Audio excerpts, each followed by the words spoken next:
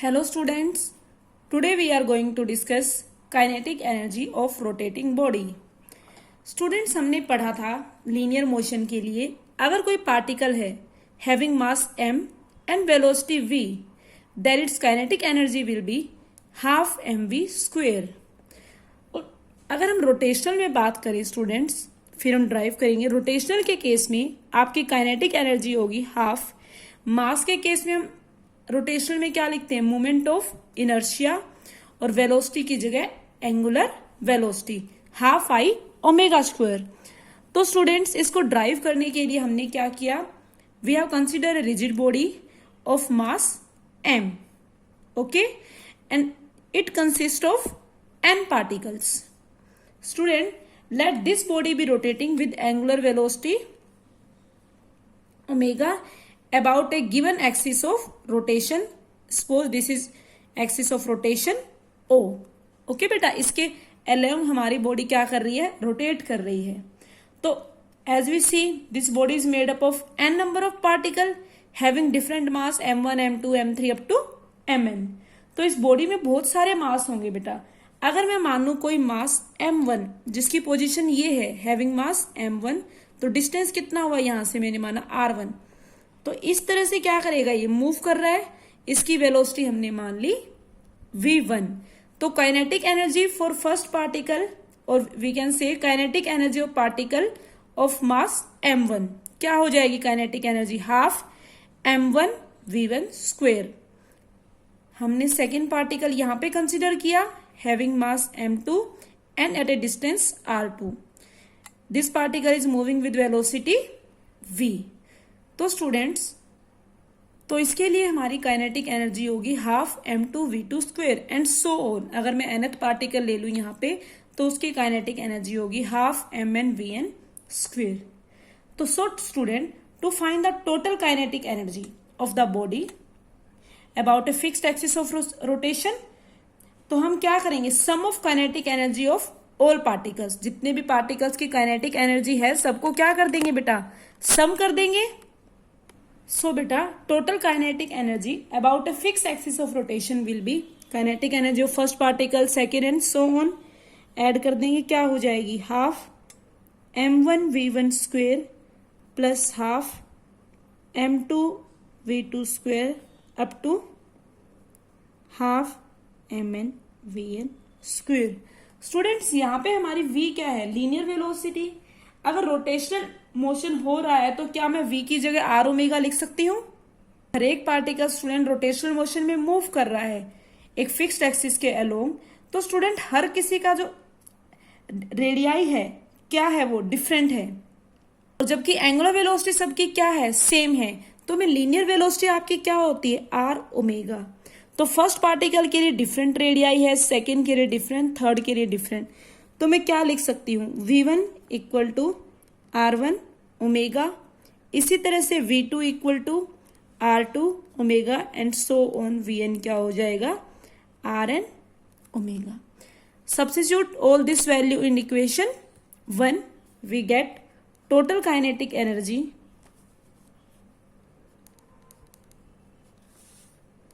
Equal to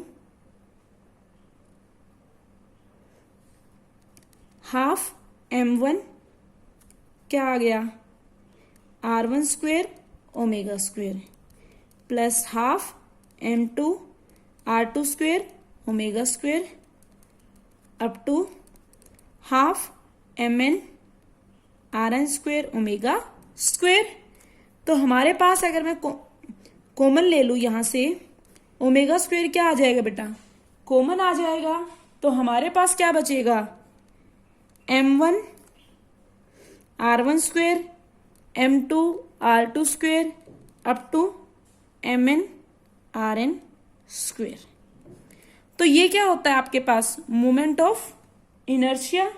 तो हमारे पास जो इक्वेशन बनेगी वो क्या बन जाएगी, हाफ आई ओमेगा स्क्वेयर. तो टोटल काइनेटिक एनर्जी कितनी आ गई बेटा आपकी, हाफ आई ओमेगा स्क्वेयर.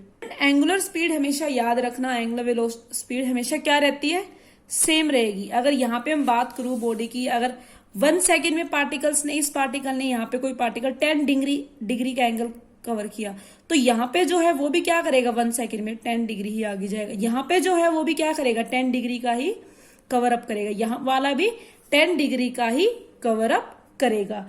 इसलिए हम एंगुलर स्पीड क्या लेके चलते हैं, कांस्टेंट। तो हमारे पास हमारी टोटल काइनेटिक एनर्जी क्या आ गई बेटा, total kinetic energy equal to half I omega square. Next topic is work done by torque. Student अगर हम फॉर्मूला आपको एक लीनियर मोशन में आपने पढ़ा था, जब लीनियर की बात करते हैं W equal to integration F d S पढ़ा था, फोर्स इंटू डिस्प्लेसमेंट लीनियर के केस में। अगर हम इसी की एनालॉगी रोटेशनल के केस में लिखूं तो रोटेशनल के केस में बेटा मेरे पास क्या हो जाएगा, अगर मैं रोटेशनल की बात करूं, रोटेशनल में आपका फॉर्मूला यही क्या हो जाएगा, W equal to integration force की जगह हम क्या लिखते हैं, टॉर्क, और इसकी जगह एंगुलर डिस्प्लेसमेंट डी थीटा। तो ये हमारा हो गया रोटेशनल के केस में। Let us see its prove बेटा। Consider a rigid body of mass m। ये हमने मान ली फिक्स्ड एक्सिस ऑफ रोटेशन, जिसके अलोंग ये क्या कर रही है, रोटेट कर रही है। यहां पर हमने बेटा कोई पॉइंट माना हैविंग मास m। तो अगर मैं बेटा मान लो कि मैंने इस पॉइंट पर कोई फोर्स F लगा दिया, फोर्स F लगाया, और इस फोर्स की वजह से क्या होगा, ये पॉइंट थोड़ा सा आगे बढ़ जाएगा, थोड़ा सा मूव हो जाएगा, मैं कह सकती हूं यही होगा। बट आप एक चीज देखो बेटा, एक्चुअली में मैं क्या कह रही हूँ, बॉडी क्या है, सर्कुलर मोशन। एक्चुअली में यह पॉइंट है या बॉडी क्या कर रही है, एक्चुअली में पॉइंट सर्कुलर मोशन करेगा, बट इतना छोटा सा डिस्टेंस से कवर कर रहा है, हमने इतना कम फोर्स लगाया है कि बहुत ही स्मॉल, या हम कह लें कि इतना छोटा सा सर्कल लिया है हमने, इसका इतना छोटा सा डिस्टेंस कवर करेगा कि वो हमें कर्व ना लग के, इस तरह से ना लग के वो क्या लगेगी, एक स्ट्रेट लाइन लगेगी। हमें क्या लगेगा कि इसने इतना सा डिस्टेंस कवर किया है, बिल्कुल थोड़ा सा, तो हमें लगेगा ये क्या है, एक स्ट्रेट लाइन है। ओके, तो ये बेटा यहां से कहां पहुंच गया, यहां पहुंच गया, और एट ए एंगल हमने माना कितना एंगल पे, डी थीटा पे। ओके, और हमने जो फोर्स लगाया था इसको हमने नाम दे दिया, जो डिस्प्लेसमेंट है, लीनियर डिस्प्लेसमेंट, हमने इसको मान लिया, क्या नाम दे दिया इसको, डी एस, क्योंकि बहुत ही छोटा लिया है तो हम इसको स्ट्रेट मान सकते हैं, डी एस। और हमने माना स्टूडेंट कि डिस्प्लेसमेंट, फोर्स और डिस्प्लेसमेंट के बीच जो एंगल है, ये वाला एंगल, हमने इसको नाम दे दिया अल्फा।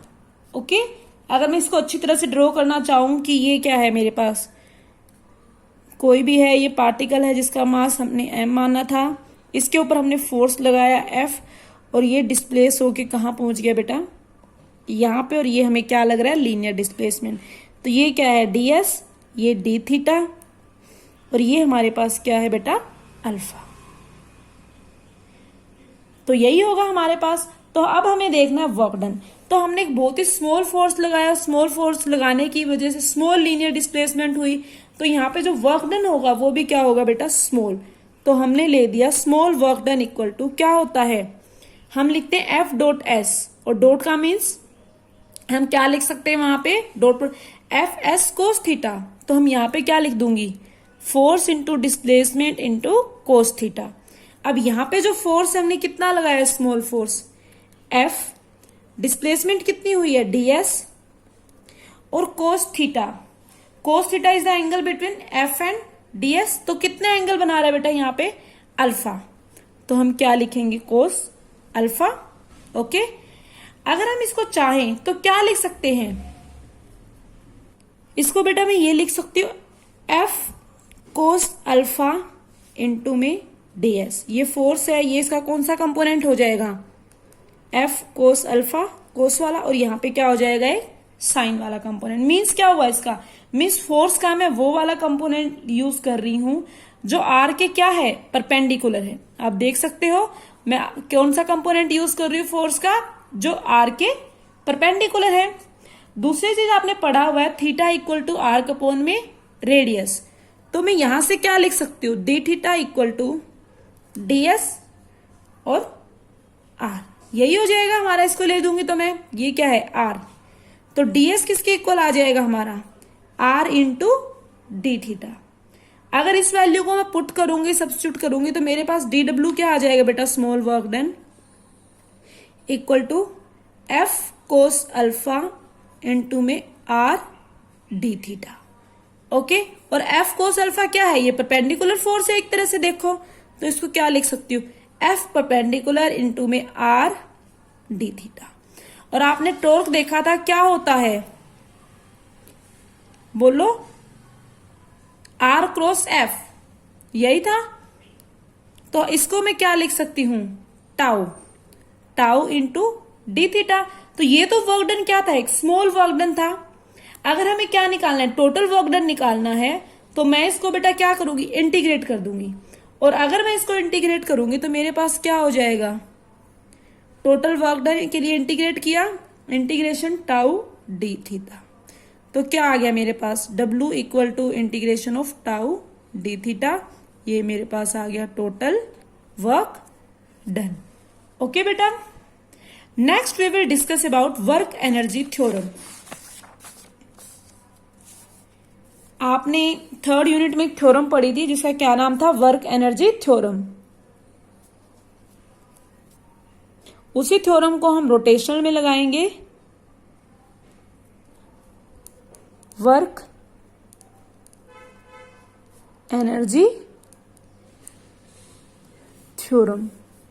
तो बेटा आपकी थ्योरम क्या कहती है, वर्क एनर्जी थ्योरम हमें ये कहती है, work done by all forces, और we can say that work done by all forces equal to change in kinetic energy. यही पढ़ा था हमने, या बुक में लिखा होता work done by all forces equal to final kinetic energy minus initial kinetic energy. ये क्या थी हमारी वर्क एनर्जी थ्योरम। ओके, हम इसी को रोटेशनल के लिए प्रूव करेंगे। तो स्टूडेंट्स, तो वर्क डन हमने बेटा अभी देखा है क्या, किसके इक्वल होता है, integration of tau into D theta.